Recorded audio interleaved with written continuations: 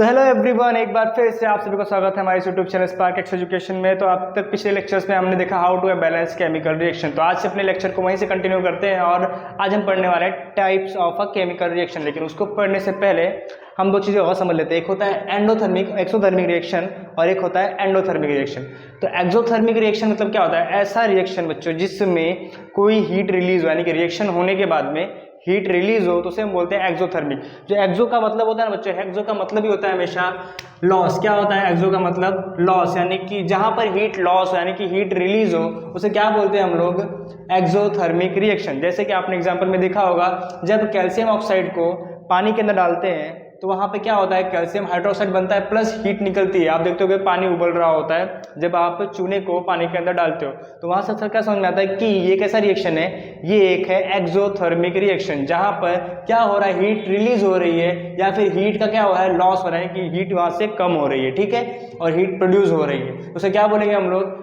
Exothermic reaction. दूसरा आता है बच्चों उसके बाद एंडोथर्मिक रिएक्शन। एंडोथर्मिक रिएक्शन ऐसा रिएक्शन होता है बच्चों जिसमें क्या हो रहा है? हीट हमें बाहर से देनी पड़ती है, यानी कि किसी रिएक्शन को कराने के लिए हमें क्या करना होता है? हीट को बाहर से उस रिएक्शन में देना पड़ता है, जिससे वो हीट में क्या होता है? हम बोलते हैं हीट इज गिवन एक्सटर्नल, यानी कि बाहर से हीट देनी पड़ती है। या फिर दूसरे शब्दों में बोले तो क्या होता है? हीट गेन करता है। जो रिएक्शन होता है क्या करता है? हीट गेन करता है, यानी कि हीट को वो अपने पास लेता है। ऐसा रिएक्शन होता है N2+H2, जब हम नाइट्रोजन को और हाइड्रोजन को आपस में रिएक्ट कराते हैं अमोनिया बनाने के लिए, तो बहुत ही हाई अमाउंट में हीट देना पड़ता है। लगभग 600 कुछ केल्विन के आसपास आपको हीट देना पड़ता है इसमें, तो जाके ये रिएक्शन होता है। तो हम क्या बोलेंगे यहाँ पे? ये कैसा रिएक्शन है? एक एंडोथर्मिक रिएक्शन है। तो फिर से समझते हैं, एक्सोथर्मिक रिएक्शन मतलब ऐसा रिएक्शन जहां पर हीट लॉस हो रहा हो उसे बोलेंगे एक्सोथर्मिक रिएक्शन, और जहां पर हीट गेन हो रहा हो उसे बोलेंगे हम लोग एंडोथर्मिक रिएक्शन। दो एग्जांपल्स हैं आपके पास ये दोनों। तो ये बेसिकली था। अभी आते हैं अपने टाइप्स ऑफ रिएक्शन में कि कितने टाइप से हमारे रिएक्शन हो सकते हैं, ठीक है। अगर आपने नोट नहीं किया तो प्लीज वीडियो को पॉज कीजिए और नोट कीजिए। तो अपना नेक्स्ट टॉपिक है बच्चों टाइप्स ऑफ केमिकल रिएक्शन, जिसमें हम आज पढ़ने वाले हैं कॉम्बिनेशन रिएक्शन और डिकम्पोजिशन रिएक्शन, यानी कि दो चीज़ें हम पढ़ने वाले हैं इस लेक्चर में। इसके बाद के लेक्चर में बाकी चीज़ें कवर की जाएंगी, तो प्लीज़ वीडियो के लास्ट तक बने रहिए। और चैनल को तो सब्सक्राइब नहीं किया और लाइक नहीं किया तो प्लीज़ लाइक सब्सक्राइब कर दीजिए, जिससे हमें थोड़ा सा मोटिवेशन मिले। तो आइए स्टार्ट करते हैं अपने टाइप्स ऑफ केमिकल रिएक्शन। क्या है अपना topic? Types of chemical reaction, यानी कितने टाइप से हमारी केमिकल रिएक्शन हो सकते हैं उनके बारे में देखते हैं। तो फर्स्ट आता है बच्चों हमारा कॉम्बिनेशन रिएक्शन। क्या आता है? कॉम्बिनेशन। तो ऐसा रिएक्शन जहां पर दो या दो से ज्यादा रिएक्टेंट आपस में रिएक्ट कर कर एक सिंगल प्रोडक्ट बनाए। क्या? जहां पर दो या दो से ज्यादा रिएक्टेंट आपस में रिएक्ट करके कोई सिंगल प्रोडक्ट बनाए उसे बोलते हैं हम लोग कॉम्बिनेशन रिएक्शन, ठीक है। यहाँ पे क्या हो रहा है? दो चीजों का कंबाइन होकर एक चीज बने, इसलिए हम बोलते हैं कॉम्बिनेशन रिएक्शन। तो क्या लिखेंगे? इन दैट रिएक्शन साथ साथ में भी लिखते चलिए, that reaction in which two और more reactants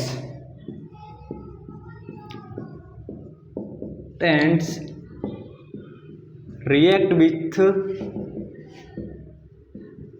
each other and gives single product. क्या करते हैं वहां पे? सिंगल प्रोडक्ट बनाते हैं। उसे क्या बोलते हैं हम लोग? Combination reaction. क्या बोलते हैं? Combination reaction. यहाँ पे टॉपिक लिखेंगे कॉम्बिनेशन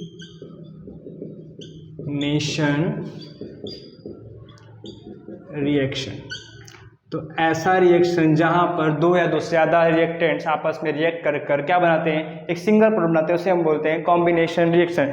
बाई एग्जांपल लेते हैं हम लोग, एक ए है, एक हमारा रिएक्टेंट ए है, दूसरा रिएक्टेंट हम लेते हैं बी। दोनों मिलकर क्या बना रहे हैं? हमारा सी बना रहे हैं। क्या बना रहे हैं? यहाँ पे दो रिएक्टेंट है, एक रिएक्टेंट बना कितना रहा है हमें? एक प्रोडक्ट, ठीक है।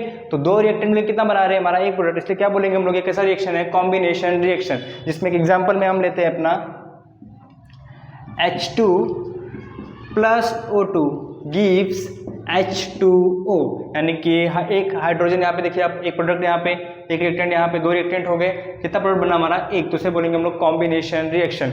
एक और एग्जांपल हम लोग ले सकते हैं, दूसरा एग्जांपल, कि जब हम कार्बन को ऑक्सीजन की प्रेजेंस में जलाते हैं तो क्या बनता है हमारा? CO2 gas. यहाँ पे भी आप देखिए दो रिएक्टेंट से बना कितना प्रोडक्ट? एक। तो इसे क्या बोलेंगे हम लोग? Combination reaction. ठीक है, तो आयो पिता समझ में आया होगा। आप दूसरा देखते हैं अपना दूसरा टाइप ऑफ रिएक्शन, जिसे बोलते हैं हम लोग डीकम्पोजिशन रिएक्शन, यानी कि ऐसा रिएक्शन, बिल्कुल इसका उल्टा रिएक्शन होने वाला है डीकम्पोजिशन रिएक्शन के में। ठीक है, तो आइए उसे, अगर आपने नोट नहीं किया तो प्लीज़ वीडियो को पॉज करके नोट कीजिए।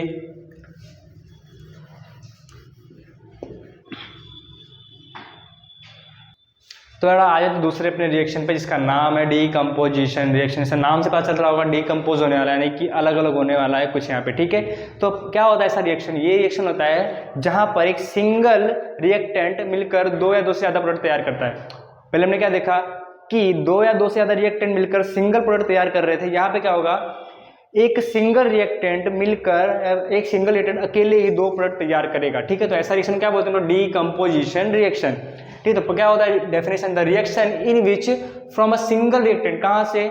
एक सिंगल रिएक्टेंट से टू और मोर, यानी कि दो या दो से ज्यादा प्रोडक्ट हमारे तैयार होते हैं, तो क्या बोलते हैं हम लोग? Decomposition reaction. अगर हम ले, एक हमारा ए है, ए से हमको क्या कर रहा है? रिएक्ट कर रहे हैं इसको, तो क्या हो रहा है? बी और सी दे रहा है। ठीक है, तो क्या मिल रहा है यहाँ पे? सिंगल रिएक्टेंट दो प्रोडक्ट दे रहा है, इसीलिए क्या बोलेंगे हम? Decomposition reaction. तो इसके एग्जाम्पल में हम देखते हैं क्या होता है। एग्जाम्पल में हम लेते हैं कैल्शियम कार्बोनेट, चूने का पत्थर। अगर इसको हम हीट देंगे तो क्या होता है? कैल्शियम ऑक्साइड और कार्बन डाइऑक्साइड गैस रिलीज होती है, यानी कि एक सिंगल को जब हम हीट देते हैं तो क्या हो रहा है यहाँ पे? कैल्शियम ऑक्साइड और कार्बन डाइऑक्साइड गैस रिलीज हो रही है, यानी कि कैसा रिएक्शन है ये है डीकम्पोजिशन रिएक्शन। एक और लेते हैं, अगर हम FeSO4 यानी कि फेरस सल्फेट को जब हम हीट देते हैं तो किसमें कन्वर्ट होता है? फेरिक ऑक्साइड और सल्फर डाइऑक्साइड गैस और सल्फर ट्राईऑक्साइड गैस, यानी कि जब फेरिक सल्फेट को हमने हीट दिया तो फेरस सल्फेट को जब हीट दिया तो क्या बना हमारा? Ferric oxide, sulphur dioxide, sulphur trioxide. तो इसमें आप देखेंगे, इसको बोल रहा हूँ मैं फेरस सल्फेट। क्या बोल रहा हूँ? Ferrous sulphate. इसे क्या बोल रहा हूँ मैं? Ferric oxide. ऐसा क्यों बोल रहा हूँ? क्योंकि बच्चों इसकी बैलेंसी +2 और +3 होता है, इसलिए हम क्या बोलते हैं इसको? एक को फेरस और दूसरे को क्या बोलते हैं हम लोग? फेरिक। तो जो इसे बोलते हैं हम लोग फेरस सल्फेट। क्या बोलते हैं? Ferrous sulphate. और इसे क्या बोलते हैं हम लोग? Ferric oxide. तो इसे क्यों बोलते हैं फेरस सल्फेट और फेरिक ऑक्साइड? आइए उसे देखते हैं। अगर आपने इसे नोट नहीं किया तो प्लीज़ नोट कर लीजिए, फिर हम समझते हैं यहाँ पे फेरस ऑक्साइड और फेरिक सल्फेट, फेरस सल्फेट और फेरिक ऑक्साइड क्यों बोलते हैं उसे। ठीक है,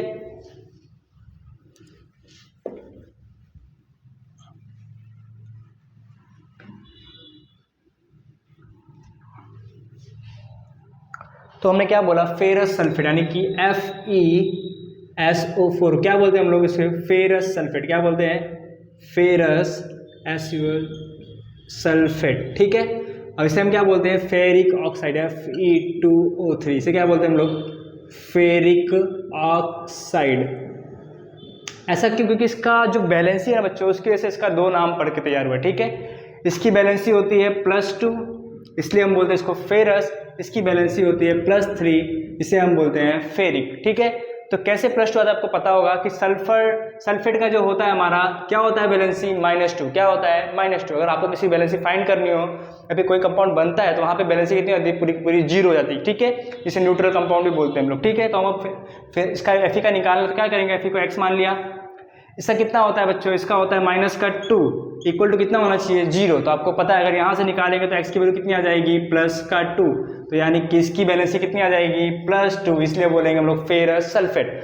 फिर यहाँ पे देखते हैं, यहाँ पे क्या है? हम बोलते हैं फिर से x माना तो 2x हो जाएगा, क्योंकि 2 फेरस है। ठीक है, 2 Fe, इसलिए हम लोग क्या करेंगे? 2x कर लेंगे। आपको पता है ऑक्सीजन की बैलेंसी कितनी होती है? -2। तो क्या करेंगे? 3 + 3 × -2 कितना होना चाहिए? 0 होना चाहिए। तो आपको पता है 2x, ये हो गया -6 equals to 0, then 2x equal to 6, then therefore x equal to 3। तो क्या आया यहाँ पे? +3। तो हम क्या बोलेंगे इसे? Ferric oxide. तो इसीलिए इसे फेरिक ऑक्साइड बोलते हैं, इसीलिए इसे फेरस सल्फेट बोलते हैं। यानी कि फेरिक आपको वर्ड यूज हुआ तो वहाँ पे जो हमारा आयरन होगा उसकी बैलेंसी कितनी होगी? +3, और जब फेरस यूज हुआ होगा तो वहाँ पे आयरन की बैलेंसी आएगी +2। तो इसके बाद का तो बच्चों डीकम्पोजिशन रिएक्शन हमने देखा। अब डीकम्पोजिशन रिएक्शन के अंदर 3 टाइप की रिएक्शंस आती है, ठीक है। जैसे फर्स्ट आता है बाई, हम बोलेंगे बाई हीट, जो हमने एग्जाम्पल में देखा, यहाँ पे हीट देकर हम डीकम्पोज करवा रहे हैं किसी कंपाउंड को, ठीक है, या फिर किसी मिक्सर को हम क्या कर रहे हैं, हीट देकर उसे डीकम्पोज करवा रहे हैं। फिर दूसरा आएगा बाई लाइट, बाई सनलाइट, यानी कि सनलाइट का यूज करके जिस मटेरियल, किसी मटेरियल को हम लोग क्या कर रहे हैं, डीकम्पोज करवा रहे हैं और प्रोडक्ट बनवा रहे हैं, ठीक है। फिर थर्ड आएगा बाई इलेक्ट्रिसिटी, यानी कि इलेक्ट्रिसिटी का यूज करके डीकम्पोजिशन हो रहा है। तो हमारे 3 टाइप्स आने वाले हैं, by heat, by sunlight and by electricity. तो समझते हैं तीनों को।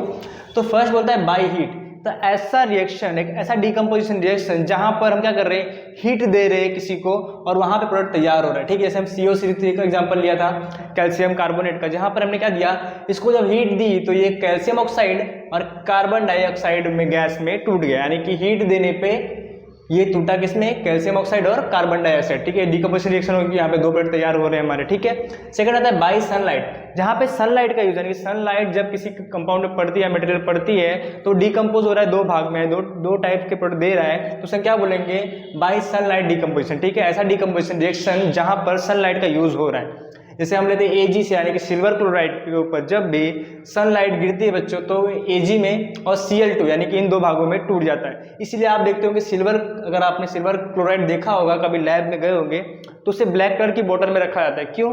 क्योंकि अगर सनलाइट उसके ऊपर गिर गई तो क्या हो जाएगा, 2 भागों में डीकम्पोज जाएगा और एक हमारा केमिकल क्या हो जाएगा, बेकार हो। इसलिए क्या करते हैं, उसको ब्लैक कलर की कोटिंग कर देते हैं या फिर ब्लैक कलर के ग्लास में रखते हैं, ठीक है। ये सनलाइट अंदर जा नहीं सकती, क्योंकि ब्लैक कलर आपको पता है कि क्या होता है, सबसे ज्यादा सनलाइट को क्या करता है, ऑब्जॉर्व कर लेता है, सारी सनलाइट को ऑब्जॉर्व कर लेता है और अंदर जाने देता नहीं है। इसीलिए हम सिल्वर क्लोराइड को हमेशा ब्लैक कलर के डब्बे में या फिर ब्लैक कलर के बॉक्स में रखते हैं, ठीक है। थर्ड आता है बाई इलेक्ट्रिसिटी, किससे, इलेक्ट्रिसिटी। अब इलेक्ट्रिसिटी का यूज कर हम डीकम्पोजिशन करवाते हैं। जैसे आपने देखा होगा पानी के अंदर जब इलेक्ट्रिसिटी को प्रोवाइड किया जाता है, जब पानी के अंदर इलेक्ट्रिसिटी डाली जाती है तो वो 2 चीज़ों में ब्रेक होता है, एक होता है हाइड्रोजन गैस, दूसरा होता है ऑक्सीजन गैस। तो यहाँ पे किससे हुआ डीकम्पोजिशन, बाई इलेक्ट्रिसिटी।